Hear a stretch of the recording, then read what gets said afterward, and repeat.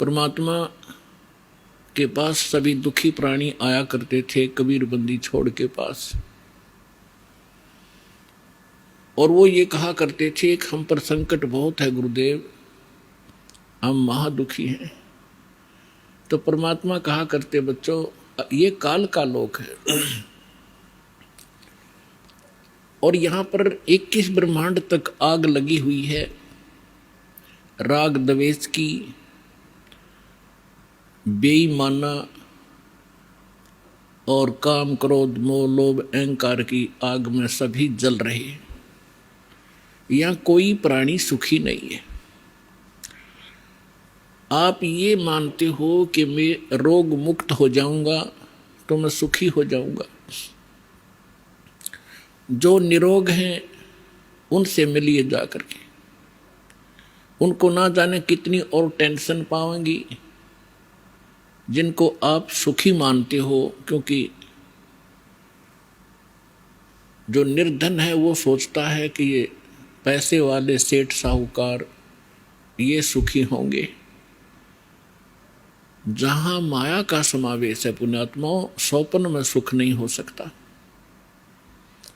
यह भूल है प्राणी का, क्योंकि जब तक हम उस आग में नहीं गिरते तब तक हमें ऐसे लगता है शीतल होगी। और सेठ ये सोचते हैं कि राजा लोग सुखी होंगे, हमें सुख नाम की वस्तु नहीं। क्योंकि सेठ वैसे नहीं बनता, उसने कोई तिगड़मबाजी करनी ही पड़ती है। उसके पास 20-30 लाख रुपए हैं तो 50 लाख रुपए का काम उसने आगे फिर से ऑन लोन ऋण लेकर शुरू करना पड़ेगा, तभी वो सेठ होने की सोचेगा। और वो 50 लाख का लोन ले लिया, बिजनेस ठीक चला नहीं, अब 20 लाख वो गए और 30 लाख 50 लाख का लोन गया। वो सेठ उस टेंशन के अंदर अपना जीवन व्यतीत कर रहा होता है। फिर सोचता है दूसरा बिजनेस करता हूं। आम व्यक्ति को लगता है बड़ा सेठ है, बड़े बिजनेस चल रहे हैं, पर सपने में शीतलता उस प्राणी को नहीं है। सेठ साहूकार यानी धनी व्यक्ति समझते हैं राजा लोग सुखी होंगे।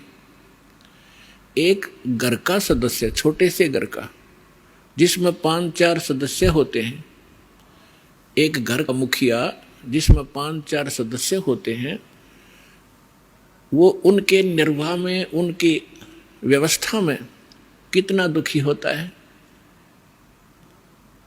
किसी की फीस भरनी है, किसी को एडमिशन दिलाना है, किसी के कपड़े लाने हैं, कोई विवाह के योग्य हो गया है, और भी बहुत सी पारिवारिक जो समस्याएं हैं वो सामने अड़ी रहती हैं। और एक राजा एक क्षेत्र का मुखिया होता है, उसको और भी ज़्यादा टेंशन रहती है अपनी प्रजा को सुनियोजित रखने की और लॉ एंड ऑर्डर बनाए रखने की। तो स्वप्न में सुखी नहीं होता राजा। ठीक है, वो बकवाद करते हैं, वो लोग थोड़ी सी राहत पाकर घूटी लगा लेते हैं, नाच गाने देख लेते हैं, लेकिन अंदर से वो ज्यों के त्यों जल रहे होते हैं। पृथ्वी के राजा लोग सोचते हैं कि स्वर्ग के देवता सुखी होंगे। इन देवताओं की कथा पढ़कर देखो पुराणों के अंदर, इनमें वही आग जल रही है जो यहाँ के लोगों में है, क्योंकि वो भी एक जीव हैं। जैसे कोई IAS ऑफिसर लग जाता है, भले ही वो कमिश्नर लग जाता है, DC लग जाता है, वो है तो जीव, मनुष्य ही, उसके अंदर सब विकार विद्यमान है जो एक गरीब व्यक्ति में, आम नागरिक में है।